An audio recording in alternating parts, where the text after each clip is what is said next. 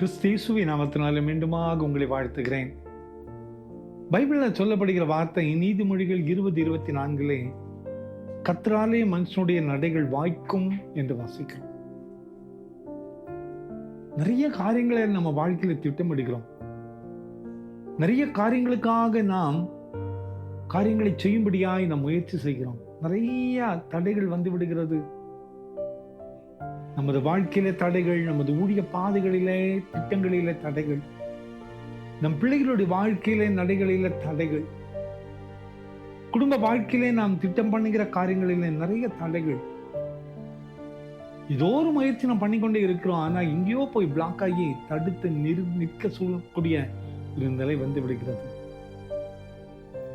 ஆனால் திருமறை சொல்லுகிறது, கர்த்தரால் மட்டுமே மனுஷனுடைய நடைகள் வாய்க்கும் என்று வாசிக்கிறோம். ஒருவேளை நமது எண்ணங்களையும் நமது விருப்பங்களையும் நமது ஆசைகளையும் ஆண்டவருடைய சமூகத்துல வைத்து நாம் ஜெபித்து அவருடைய சித்தத்தை அறிந்து அவர் அதற்கேற்ற விதத்திலே நாம் காரியங்களை செய்கின்ற பொழுது ஆண்டவரால நமது நடைகள் வாய்க்கும் என்று திருமறை சொல்கிறது. அன்பான குடும்பத்தின் மக்களே, ஆண்டவருக்கு சித்தமான காரியங்கள் மட்டுமே நமது வாழ்க்கையில வாய்க்கும். மற்றபடி எல்லாம் தடைப்பட்டு போயிடும். மனிதனுடைய முயற்சியும் தடைப்பட்டு போயிடும். ஆண்டவருக்கு சித்தமில்லாததும் தடைப்பட்டு போய்விடும். ஆனால் அவருக்கு சித்தமானதை அவர் நமது வாழ்க்கையில வாய்க்க செய்வார். நிறைய முறை முயற்சி பண்ணி தோல்வி அடைந்து சோர்ந்து காணப்படுறல.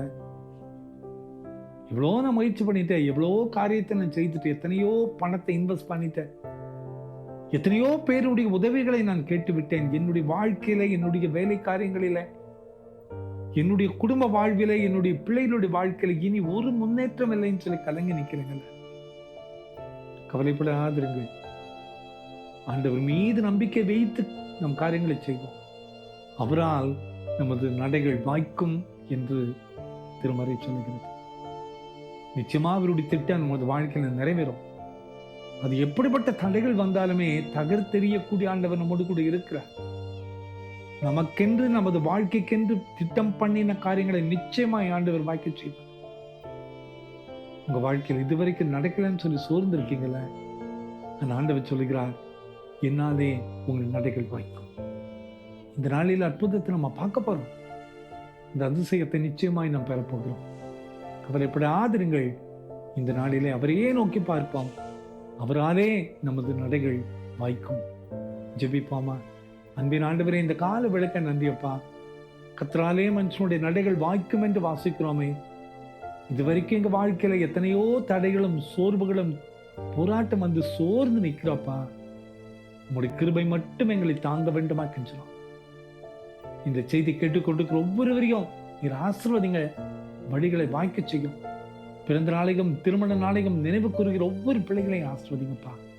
உங்களுடைய கிருபையுள்ள கரம் கூட இருக்கட்டும். படிங்க இயேசுவின் மூலம் ஜெபங்களும் எங்கள் நல்ல பிதாவே. ஆமென், ஆமென்.